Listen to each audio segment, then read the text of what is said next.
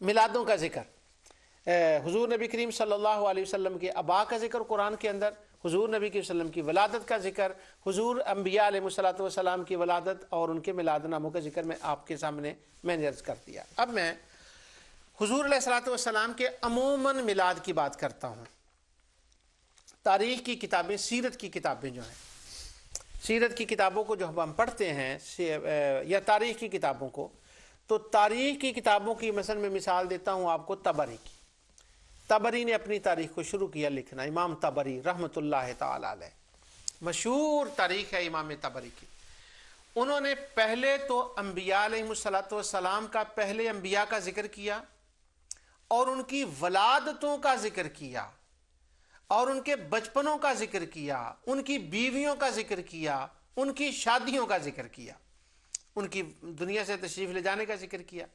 نبی کریم صلی اللہ علیہ وسلم جب وہ نبوت کے حالات کا ذکر کرتے ہیں تو پہلے تمام طبری ہوں، ذہبی ہوں، حافظ ابن کثیر البدایہ والنہایہ میں، سب نے حضور نبی کریم صلی اللہ علیہ وسلم کے آباء و اجداد کا ذکر کیا، سیدہ آمنہ کا ذکر کیا، سیدنا عبداللہ کا ذکر کیا، عبد المطلب کا ذکر کیا، حضرت ہاشم کا ذکر کیا، عبد مناف کا ذکر کیا، حضرت قصی کا ذکر کیا، ان کے سارے آباء و اجداد کا ذکر کیا۔ اس کے بعد نبی صلی اللہ علیہ وسلم کے بچپن کے حالات اور پھر حضور علیہ الصلوۃ والسلام کا وحی آنے کا ذکر اور وہ باقی کے احوال کا، حضور کی زندگی کا بیان کیا۔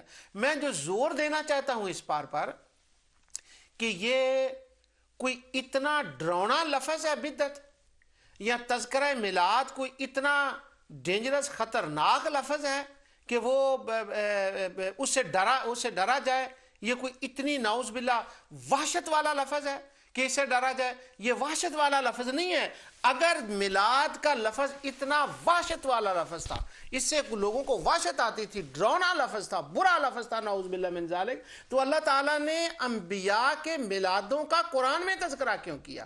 حضور نے خود اپنے میلادوں کا تذکرہ کیوں کیا؟ محدثین نے ان کا تذکرہ کیوں کیا؟ تو یہ خواہ مخواہ لوگ جو ہے نا وہ اس سے ڈرتے رہتے ہیں، بھاگتے رہتے ہیں کہ جی وہ اتنا، یہ جو ہے نا وہ اتنا نہیں، اس کا نام ہی نہ لیا جائے، اس کا تذکرہ ہی نہ کیا جائے۔ یعنی میلاد کے نام سے بھاگنا یہ اتنا نعوذ باللہ من ذالک کا اس طرح سے نہیں ہے، وہ کوئی ڈراؤنی چیز نہیں ہے، اس کا ذکر قرآن میں حدیث میں ہے۔ اب سارے مفسرین اس کا ذکر کرتے ہیں۔ تبرکاً میں امام بخاری نے اس کے اوپر بہت ذکر کیا ہے۔ اب میں ایک دو روایتیں آپ کو بخاری اور مسلم کا، چونکہ نام بہت زیادہ لیا جاتا ہے اس لیے میں ان کا ذکر آپ کے سامنے کر دیتا ہوں۔ یہ صرف ایک روایت میں صرف کیا اس کا نام لیتے ہیں پڑھوں گا کتاب الانبیاء سے۔ نبی کریم صلی اللہ علیہ وسلم کا بیان، سید کہتے ہیں قالت نہا رسول اللہ صلی اللہ علیہ وسلم عن الدباء والہند، ہاں رسول اللہ صلی اللہ علیہ وسلم کیا وہ کہتے ہیں کانا من مدر، کانا قالت فممن کانا الا من مدر، کانا من ولد نذر بن کنانہ۔ یہ نبی کریم صلی اللہ علیہ وسلم کے وہ حدیث اور تھی، وہ میں ساری نہیں پڑھنا چاہتا۔ تو نبی کریم صلی اللہ علیہ وسلم کے قبیلے کا ذکر، وہ حدیث یوں ہے کہ نبی کریم صلی اللہ علیہ وسلم کے بارے میں سیدہ زینب سے کسی نے یہ سوال کیا تھا کہ وہ کس قبیلے سے تھیں، وہ ان کے قبیلوں کے نام تھے کہ فلاں کے دبا تھا، ہنتم تھا، یہ مکئی، فلاں کس قبیلے سے تھی؟ تو انہوں نے جواب دیا کہ نہیں، وہ نبی کریم صلی اللہ علیہ وسلم بنی مدر سے تھے اور وہ مدر قبیلے سے تھے، اور آپ نذر بن کنانہ کی اولاد سے تھے، ولد نذر بن کنانہ، حضور نذر بن کنانہ کی اولاد سے ہیں۔ اب یہ جو بات ہے کہ حضور کی ولد بن کنانہ کی اولاد سے ہیں، لوگ کہتے ہیں وضو کے مسئلے کے سوا، زکوٰۃ اور اس کے مسئلے کے سوا تو آپ کو جاننے کی ضرورت ہی نہیں ہے۔ اور دیکھیں امام بخاری یہ سارے مسئلے لکھ رہے ہیں کہ حضور کس کی اولاد سے ہیں، کس قبیلے سے ہیں۔ آگے نبی کریم صلی اللہ علیہ وسلم کی ذات کے بارے میں حضرت انس بن مالک رضی اللہ تعالیٰ عنہ کہتے ہیں کہ یقول کان رسول اللہ صلی اللہ علیہ وسلم لیس بالطویل البائن ولا بالقصیر ولا بالابیض الامحقی ولیس بآدم ولیس بالجاد القطط ولا بالسبت بعث اللہ رسولہ ولا رأس 40 سنة فقام بمکۃ 10 سنین وبالمدینة 10 سنین وتوفہ اللہ ولیس برأسہ ولحیتہ 20 شعرة بیضاء۔ وہ نبی کریم صلی اللہ علیہ وسلم کے بارے میں بیان کرتے ہیں کہ وہ حضور نہ بہت لمبے تھے، نہ بہت چھوٹے قد کے تھے، بلکہ درمیانے قد کے تھے، نہ بالکل سفید تھے نہ بالکل گندمی رنگ کے تھے۔ اب یہ جو باتیں ہیں یہ کس کے بارے میں ہیں؟ یہ ذات کے بارے میں ہیں یا یہ سیرت کے بارے میں ہیں؟ یہ باتیں امام بخاری جو لکھ رہے ہیں وہ سیرت کے، نبی کریم صلی اللہ علیہ وسلم کی ذات کے بارے میں ہیں۔ اور پھر وہ کہتے ہیں کہ نبی کریم صلی اللہ علیہ وسلم کی داڑھی مبارک میں جو تھے وہ کتنے بال تھے، وہ آپ کے بال شریف کتنے تھے جب وہ دنیا سے تشریف لے گئے، ان بالوں کا وہ ذکر کر رہے ہیں۔ 20 سے زیادہ بال نہ تھے جو آپ کے سفید ہوئے، کئی روایتوں میں 10 سے زیادہ نہ تھے، بعد میں آتا ہے 20 سے زیادہ نہ تھے۔ تو حضور کی داڑھی کے بالوں کا ذکر، آپ کی زلفوں کا ذکر، آپ کے ابا کا ذکر، آپ کی رنگت کا ذکر، آپ کے خلق کا ذکر، آپ کی خلق کا ذکر، تو خلق کا ذکر بھی ہے اور خلق کا ذکر بھی ہے۔ تو محدثین نے اس کے اوپر ابواب قائم کیے ہیں ذات مصطفیٰ صلی اللہ علیہ وسلم کیے۔ ہم اسی کو میلاد کہتے ہیں۔ یہ آباء و اجداد کا بیان اور اس کا نبی کریم صلی اللہ علیہ وسلم کی بچپن کا بیان، آپ کے کپڑوں مبارک کا بیان، اسی کو ہم میلاد کہتے ہیں۔ تو یہ تو وہ لکھ رہے ہیں۔ اب آپ دیکھیے دوسرا میں حوالہ آپ کے پیش کرتا ہوں۔ امام مسلم انہوں نے کتاب الفضائل کے اندر یہ باب باندھا ہے، کہتے ہیں فضل نسب النبی صلی اللہ علیہ وسلم و تسلیم الحجر علیہ قبل النبوہ، کہ نبی کریم صلی اللہ علیہ وسلم کی نسب کی فضیلت کا بیان اور اعلان نبوت سے پہلے اس پتھر کا بیان جو نبی کریم صلی اللہ علیہ وسلم کو سلام عرض کیا کرتا تھا۔ سبحان اللہ، یہ ہے میلاد۔ تو اب جب ہم مسلم پڑھتے ہیں تو اس کے اوپر تو کوئی قید نہیں ہے کہ کسی وقت بھی پڑھیں 12 مہینوں میں۔ اگر کوئی بندہ مسلم کی یہی کتاب، یہ جو میں نے ابھی باب پڑھا ہے، نبی کریم صلی اللہ علیہ وسلم کا نسب اور نبی کریم صلی اللہ علیہ وسلم کی فضیلت اور اس پتھر کا جو تھا وہ سلام کرنا، جو حدیث امام مسلم لائے ہیں، اگر 12 ربیع الاول کو یہی بات کر دے، ہو ربیع الاول کا مہینہ، تاریخ بھی ہو 12 اور 2 4 10 بندے بیٹھیں اور اس کو بیان کر دیں اس حدیث کو، لیکن فرق صرف اتنا ہے کہ امام مسلم نے 12 ربیع الاول کا ساتھ نام نہیں لکھا، لیکن جب وہ کہتے ہیں کہ 12 مہینوں میں جب چاہیں کریں، تو 12 مہینوں میں یہ ربیع الاول کا مہینہ بھی آتا ہے۔ اور ربیع الاول کے مہینے کی میں بات اس لیے زیادہ نہیں زور دے کر رہا، وہ اگلے پروگرام میں جب میں اس پر آؤں گا نا خاص ربیع الاول کا تو وہ بیان کروں گا، ابھی میں اس کا عموم بیان کر رہا ہوں۔ آگے وہ حدیث امام لائے ہیں، یہ دیکھیں امام مسلم کہتے ہیں حضرت واصلہ بن الاسقا کہتے ہیں یقول سمیعت رسول اللہ صلی اللہ علیہ وسلم یقول ان اللہ اصطفیٰ کنانہ من ولد اسماعیل واصطفیٰ قریش من کنانہ واصطفیٰ من قریش بنی ہاشم واصطفانی من بنی ہاشم، کہ رسول اللہ صلی اللہ علیہ وسلم نے فرمایا اللہ تعالیٰ نے حضرت اسماعیل علیہ السلام کی اولاد میں سے کنانہ کو فضیلت دی، اور کنانہ میں سے قریش کو فضیلت دی، اور قریش سے بنو ہاشم کو فضیلت دی، اور سبحان اللہ، اور بنو ہاشم میں سے کس کو فضیلت دی؟ وَاسْطَفَانِي من بنی ہاشم، اور بنی ہاشم سے مجھے فضیلت دی۔ اب آباء و اجداد کا ذکر اور پھر اپنی فضیلت کا ذکر، بس یہ میلاد ہے۔ اگر کوئی کہہ لیں کہ کتاب الفضائل کا دوسرا نام میلاد النبی ہے تو یہ غلط نہیں ہوگا۔ اب میلاد النبی کی میں بات بتاتا ہوں۔ آگے امام مسلم حدیث لائے ہیں کہ نبی کریم صلی اللہ علیہ وسلم نے فرمایا انی لأعرف حجرة بمکہ کان یسلم علی قبل ان انبعث انی، اللہ اکبر، لأعرفہ الآن۔ حضور فرماتے ہیں مکے میں ایک پتھر تھا، واہ واہ، مکے میں ایک پتھر تھا جس کو میں پہچانتا ہوں۔ وہ کیا پتھر کرتا تھا؟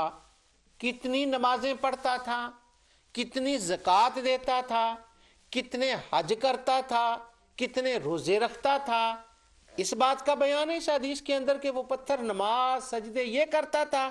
نہیں، فرمایا اعلان نبوت سے پہلے وہ کیا کرتا تھا؟ قبل ان اب عصا، ابھی میں نے اعلان نبوت نہیں کیا تھا تو وہ کیا کرتا تھا؟ کان یسلم، بس جب میں گزرتا تھا نا، گھر سے آتا اور جاتا تو وہ مجھے سلام کہتا تھا اور میں آج تک اسے پہچانتا ہوں۔ اگر مصطفیٰ کو پتھر سلام کریں تو حضور اسے نہیں بھولتے، اور اگر بندہ مومن ہو کر مصطفیٰ کو سلام کرے تو آقا اس کو کیسے بھول سکتے ہیں؟ یہ میں آپ کہیں گے کہ یہ تو میلاد کی بات تو نہیں ہے۔ میلاد کی بات اس لیے میں کہہ رہا ہوں کہ ان کے حضور نبی کریم صلی اللہ علیہ وسلم کی ولادت باسعادت سے لے کر اعلان نبوت تک کا جو درمیانی عرصہ ہے آپ کی عمر کا، ان کے احوال کو بیان کرنا یہ میلاد ہے، ان کی ذات کو بیان کرنا یہ میلاد ہے۔ اب میں آتا ہوں آگے خاص بات پر، امام ترمذی کی میں آ رہا ہوں۔ امام ترمذی نے کتاب المناقب کے اندر یہ باب لکھی۔ پہلا تو وہ ایک لائے ہیں باب، یہ میں کسی بات پر بات لانا چاہ رہا ہوں انشاءاللہ، اس لیے میں پیچھے سے یہ ساری آپ کو تفصیل بتا رہا ہوں۔ ابواب المناقب کے اندر انہوں نے وہ جو امام مسلم نے حدیث بیان کی، پہلے تو انہوں نے اس کا ذکر کیا اور اس حدیث کا نام لکھا ہے، باب کا نام لکھا ہے ما جاء فی فضل نبی صلی اللہ علیہ وسلم، حضور نبی کریم صلی اللہ علیہ وسلم کی فضیلت کا بیان۔ اور فضیلت میں آگے کیا ہے؟ حضور نبی کریم صلی اللہ علیہ وسلم نے فرمایا قال رسول اللہ صلی اللہ علیہ وسلم ان اللہ اصطفیٰ من ولد ابراہیم اسماعیل واصطفیٰ من ولد اسماعیل بنی کنانہ واصطفیٰ من بنی کنانہ قریش واصطفیٰ من قریش بنی ہاشم واصطفانی من بنی ہاشم ھذا حدیث حسن صحیح۔ امام ترمذی وہی حدیث لائے ہیں کہ نبی کریم صلی اللہ علیہ وسلم نے فرمایا اللہ تعالیٰ نے حضرت ابراہیم اور حضرت اسماعیل علیہ السلام کی اولاد کو منتخب فرمایا۔ لوگ کہتے ہیں عملوں کو دیکھا جاتا ہے، ناموں کو نہیں، کاموں کو دیکھا جاتا ہے۔ یعنی جب ہوتا ہے نا میلاد النبی تو ہم کہتے ہیں ہاں ناموں کو دیکھا جاتا ہے، نسبوں کو دیکھا جاتا ہے، لیکن کیا بات ہے؟ صرف اتنی بات ہے کہ نسب ہو اور ایمان ہو تو وہ بات بڑھ جاتی ہے، فقط نسب کی بات نہیں۔ ہم جن نسبوں کی بات کرتے ہیں وہ اہل ایمان کے نسبوں کی بات ہے۔ اگر بندہ ہو ہی کافر پھر نسب کام نہیں آتا، وہ تو ہم اس کی تو بات ہی نہیں ہے، ہم اس کی تو بات ہی نہیں کر رہے۔ یہاں حضور فرماتے ہیں ابراہیم علیہ السلام کے نسب، اسماعیل علیہ السلام کے نسب کو اللہ نے فضیلت دی۔ کیوں فضیلت دی؟ یہ ان کی اولاد سے ہیں۔ اور بنی کنانہ کو، بنی قریش کو، اور پھر بنی قریش سے حضور فرماتے ہیں مجھے فضیلت دی۔ اب یہ وہ حدیث لائے ہیں امام ترمذی اور اس کتاب الفضائل کے اندر نبی کریم صلی اللہ علیہ وسلم کے بارے میں۔ آگے مشہور حدیث ہے کہ وہ نبی کریم صلی اللہ علیہ وسلم کا دوسرا انہوں نے پھر بیان فرمایا کہ حضور سارے قبیلوں کو چن لیا اور مجھے۔ اب میں اس بات پر آ رہا ہوں، اب آپ تفصیل سمجھ گئے ہیں، لیکن اس لفظ کے پڑھنے سے پہلے میں دوبارہ اس بات کو دہرانا چاہتا ہوں تاکہ یہ بات سمجھ آ جائے۔ وہ بات یہ ہے کہ میلاد کا مطلب ہے انبیاء کے ولادت کے واقعات کو بیان کرنا، کسی وقت، کسی دن، کسی گھڑی، بشمول ربیع الاول، بشمول ربیع الاول۔ وہ کہتے ہیں سارا دن کر لو، ساری رات کر لو، پر ربیع الاول کو نہ کرنا۔ اللہ اکبر۔ وہ اللہ کے بندو، جب یہ امام بخاری نے لکھا، امام مسلم نے لکھا، امام ترمذی نے لکھا، اللہ نے قرآن میں انبیاء کی ولادت کو بیان کیا، خدا نے تو شرط نہیں لگائی تھی کہ دیکھنا، ذرا ہوش کرنا، ذرا سنبھل کے بھئی ربیع الاول کا دھیان کرنا۔ ربیع الاول جو ہے نا اس میں یہ آیتیں ذرا دھیان سے تلاوت کریں، میلاد ہو جائے گا۔ اور جب بخاری مسلم ترمذی کو پڑھیں تو سارے مہینے پڑھیں، لیکن جب ربیع الاول آئے ذرا سنبھل کے، اس وقت نہیں۔ جب خدا نے، مصطفیٰ نے، محدثین نے اس کی شرط نہیں لگائی تو ہم اسی کو اگر ربیع الاول میں پڑھ لیں، اسی کو ربیع الاول میں پڑھ لیں، اسی کو ربیع الاول میں انہی حدیث، انہی آیات کو، تو کیا ہوتا ہے؟ تو آپ کہیں گے کہ حضور نے تو محفل نہیں کی، حضور تو اس طرح سے نہیں بیٹھے، حضور نے تو نہیں یہ کیا۔ وہ نبی کریم صلی اللہ علیہ وسلم نے روزہ تو رکھا ہے نا، یاد تو رکھا ہے نا اپنے میلاد کو۔ اب یہ ساری باتیں حضور کے آباء و اجداد کا ذکر کرنا، بچپن کے حالات کا ذکر کرنا، قبائل کا ذکر کرنا، ذات مصطفیٰ کا ذکر کرنا، معجزات کا ذکر کرنا، یہ ساری بیان کی ہیں۔ تو وہ کہتے ہیں پھر بھی میلاد النبی تو نہ ہوا۔ اب میں آپ کو اس موڑ پر لے آیا ہوں، اللہ تعالیٰ کی رحمت سے اس موڑ پر ہم پہنچ گئے ہیں۔ اب میں مسلم سے پڑھ رہا ہوں وہی کتاب المناقب، امام مسلم کا باب سنیں اور باب کا نام سنیں. کہتے ہیں جی یہ تو پہلے تھا ہی نہیں کبھی، یہ جو میلاد کا لفظ ہے یہ تو میلاد کا لفظ ہی پہلے نہیں تھا. بعض لوگ کہتے ہیں، سارے نہیں، کیونکہ جو اہل علم ہے ان کے شبہ ڈالنے والوں کی وہ تو جانتے ہیں نا کہ میلاد کا لفظ تو بڑا پرانا ہے، وہ تو قرآن میں ہے، قرآن کے نازل ہونے سے بھی پہلے کا. یہ کس طرح کہہ سکتے ہیں کہ وہ صحابہ کے زمانے میں نہیں تھا؟ اب نبی کریم صلی اللہ علیہ وسلم کے بارے میں میلاد کا لفظ امام ترمذی لائے، اور باب کا نام ہے ما جاء فی میلاد النبی صلی اللہ علیہ وسلم. میں پھر ایک بار پڑھ دیتا ہوں. کہاں لکھا ہے میلاد؟ جی بتائیں، دکھائیں. یہ ترمذی میں لکھا ہے، امام ترمذی نے لکھا ہے. کس نام سے لکھا ہے؟ سیرت النبی کے نام سے لکھا ہے. کیا یہ لکھا ہے کہ 12 ربیع الاول آئے تو سیرت النبی منایا کرو؟ نہیں، مطلق بات ہے. 12 ربیع الاول کی بات ابھی آگے آئے گی. ما جاء فی میلاد النبی صلی اللہ علیہ وسلم، ما جاء فی میلاد النبی صلی اللہ علیہ وسلم. وہ کہتے ہیں اب میں وہ باب لکھ رہا ہوں جس باب میں میلاد النبی کا بیان کروں گا. امام ترمذی کہہ رہے ہیں، امام احمد رضا خان بریلوی رحمۃ اللہ علیہ نہیں کہہ رہے. امام احمد رضا خان بریلوی رحمۃ اللہ علیہ کے والد ماجد حضرت مولانا شیخ الاسلام مولانا نقی خان رحمۃ اللہ تعالیٰ نہیں کہہ رہے، ان کی بھی ایک میلاد پر بڑی بہترین کتاب ہے، اس کی آگے چل کر میں ذکر کروں گا انشاءاللہ. یہ امام ترمذی کہہ رہے ہیں اور نبی کریم صلی اللہ علیہ وسلم کا ذکر فرما رہے ہیں. سبحان اللہ. آگے وہ حدیث لائے ہیں، وہ مشہور روایت ہے، آپ سنتے رہتے ہیں، میں تبرکاً اس کا ذکر کر دیتا ہوں کہ وہ کہتے ہیں حضرت عباس رضی اللہ تعالی عنہ اور حضرت قباس بن اشیم رضی اللہ تعالی عنہ، ان کے بارے میں یہ دونوں روایتیں ہیں کہ وہ کہتے ہیں کہ نبی کریم صلی اللہ علیہ وسلم نے ان سے پوچھا، حضرت عباس سے، کہ یا مربنی لیس انت اکبر ام رسول اللہ صلی اللہ علیہ وسلم. انہوں نے پوچھا کہ یہ بتائیں کہ کیا نبی کریم صلی اللہ علیہ وسلم کی عمر زیادہ ہے یا تمہاری عمر زیادہ ہے؟ کہنے کا مقصد یہ تھا کہ تم بڑے ہو یا رسول اللہ صلی اللہ علیہ وسلم بڑے ہیں. انت اکبر ہو، چونکہ وہ لفظ اکبر آ گیا تھا کہ تم بڑے ہو یا نبی کریم صلی اللہ علیہ وسلم بڑے ہیں. تو ان کا آگے جواب سنیے کہ وہ کہتے ہیں فقال رسول اللہ صلی اللہ علیہ وسلم اکبر منی وانا اقدم منہ فی المیلاد.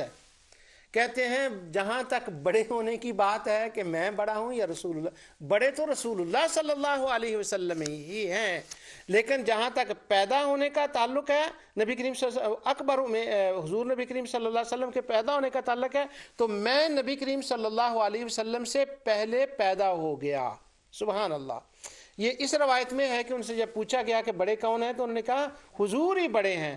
ہاں، وَأَنَا أَقْدَمُ مِنْهُ فِي الْمِيلَادِ، پیدا ہونے کا اتفاق یہ ہوا کہ میں نبی کریم صلی اللہ علیہ وسلم سے پہلے پیدا ہو گیا.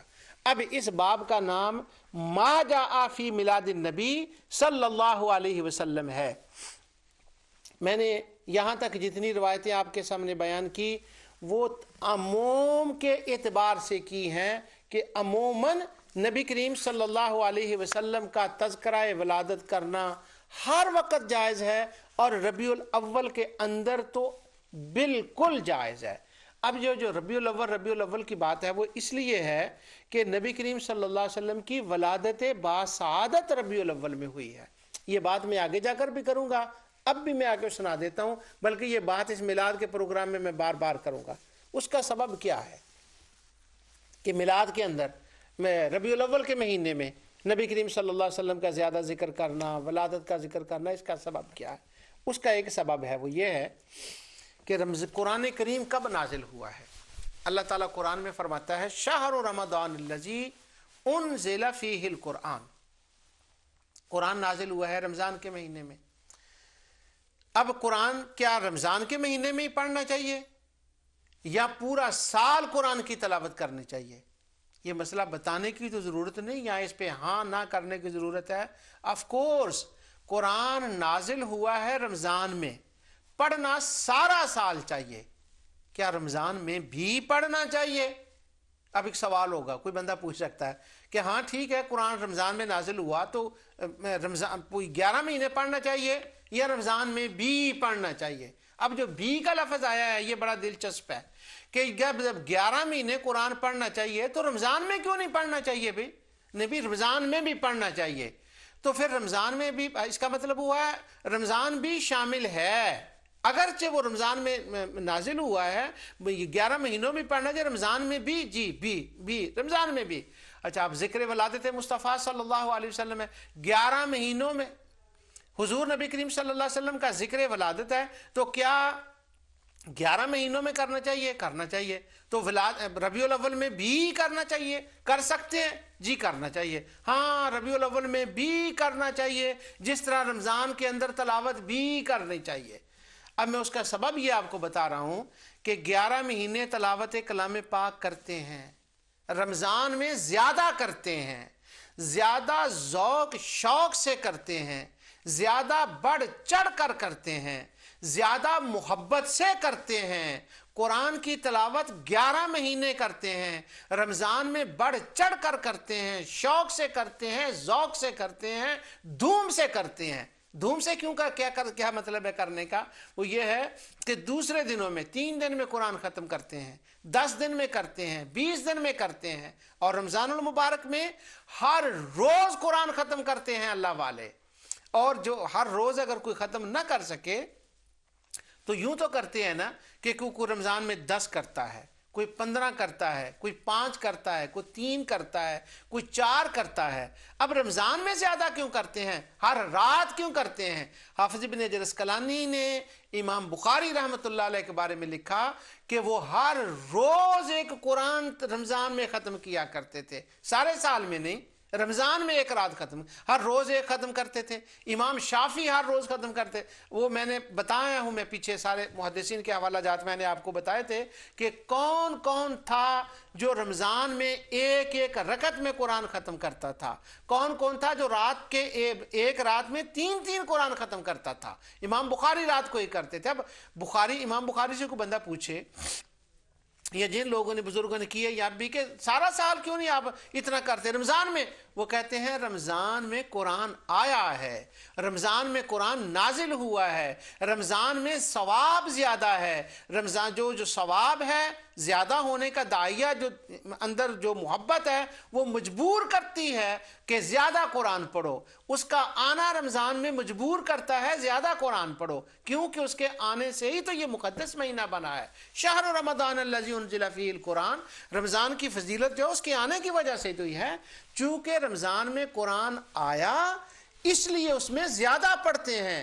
اور ربیع الاول میں کیوں ذکر مصطفیٰ زیادہ کرتے ہیں؟ جس طرح سے قرآن رمضان میں آیا ہے نا، اسی طرح صاحب قرآن ربیع الاول میں تشریف لائے ہیں، چونکہ وہ ربیع الاول میں تشریف لائے ہیں، سارا سال خدا کا شکر ادا کرتے ہیں کہ یا اللہ تیرا شکر ہے کہ تو نے اپنے حبیب علیہ السلام کو مبعوث فرمایا، ہم میں بھیجا، تیرے حکم سے، تیرے اذن سے انہوں نے ہمیں تیری معرفت بتائی، تیری اطاعت بتائی، تیری رضا بتائی۔ یا اللہ تیرا شکر کرتے ہیں کہ تو نے بھیجا۔ جس طرح سے پورا سال شکر کرتے ہیں نا، ربیع الاول میں خاص شکر کرتے ہیں، وہ عموم ہے، یہ خاص شکر کرتے ہیں۔ اور اس شکر کرنے کے بارے میں علماء نے کیا کہا اس کا تو انشاءاللہ آگے بیان آئے گا۔